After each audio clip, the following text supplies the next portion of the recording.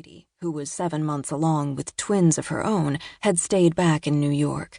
She planned a welcome-home dinner for her parents that was never to be.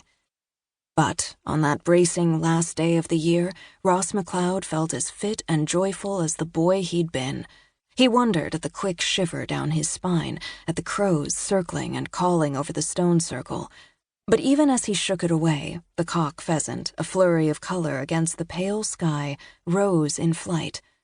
He lifted the 12-gauge his uncle had given him for his 16th birthday, followed the bird's flight. It might be that the heel of the hand he'd scraped more than 50 years before stung for an instant, throbbed an instant more. But still, he pulled the trigger. When the shot blasted the air, the crows screamed, but didn't scatter. Instead, one broke away as if to snatch the kill. One of the men laughed as the darting blackbird collided with the falling pheasant. The dead bird struck the center of the stone circle, its blood smeared over the frosted ground. Rob clamped a hand on Ross's shoulder, and the 3 men grinned as one of Hugh's cheerful labs raced off to retrieve the bird. "Did you see that crazy crow?" Shaking his head, Ross laughed again. "He won't be having a pheasant for dinner." "But we will," Hugh said. "That's 3 for each, enough for a feast." The men gathered their birds, and Rob pulled a selfie stick out of his pocket. "Always prepared." So they posed, 3 men with cheeks ruddy from the cold, all with eyes a sparkling McLeod blue, before making the pleasant hike back to the farmhouse. Behind them, the bird's blood, as if heated by flame, soaked through the frozen ground, and pulsed as the shield thinned, cracked.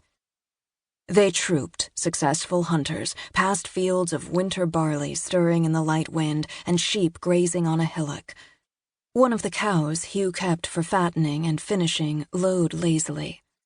As they walked, Ross, a contented man, thought himself blessed to end one year and start another on the farm with those he loved. Smoke puffed from the chimneys in the sturdy stone house. As they approached, the dogs, their workday done, raced ahead to wrestle and play. The men, knowing the ropes, veered off toward a small shed. Hugh's Millie, a farmer's wife and a farmer's daughter, drew a hard line at cleaning game. So, on a bench Hugh had built for that purpose, they set up to do the job themselves. They talked idly, of the hunt, of the meal to come, as Ross took a pair of the sharp shears to cut the wings off the pheasant. He cleaned it as his uncle had taught him, cutting close to the body. There were parts that would be used for soup, and those went into a thick plastic bag for the kitchen, other parts into another bag for disposal. Rob lifted a severed head, made squawking noises. Despite himself, Ross laughed, glancing over. He nicked his thumb on a broken bone. He muttered, "Shit," and used his index finger to staunch the trickle of blood. "You know to watch for that," Hugh said with a tisk. Yeah, blame it on goofball here." As he peeled back the skin, the bird's blood mixed with his. Once the job was done, they washed the cleaned birds in icy water pumped from the well, then carried them into the house through the kitchen.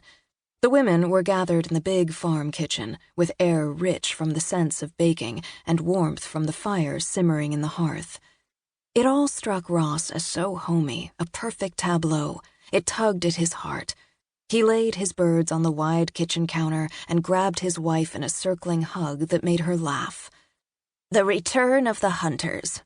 Angie gave him a quick, smacking kiss. Hugh's Millie, her curly red mop bundled on top of her head, gave the pile of birds an approving nod.